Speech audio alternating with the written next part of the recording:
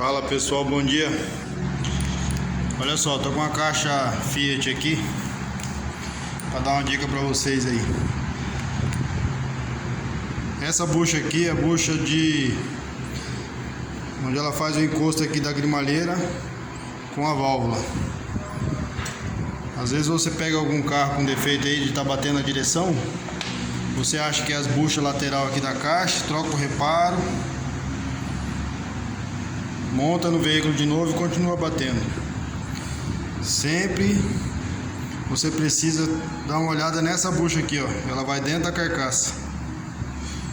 Se ela tiver com folga aqui, uma folga axial, quando trabalhar a grimalheira, bater no buraco, alguma coisa, a grimalheira vai subir e descer e essa bucha aqui vai bater, ó. 90% não troca essa bucha aqui, justamente porque não vem no reparo e acho que não tem necessidade. Caso vocês encontrem alguma aí que tenha folga ali, ó, você coloca na carcaça e vê como é que tá.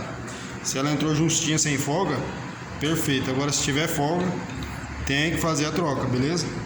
Se você não tiver aí para substituir, você pode mandar confeccionar no torno. O torneiro mecânico faz isso aí. Beleza pura? Fica aí mais uma dica para vocês aí da direção.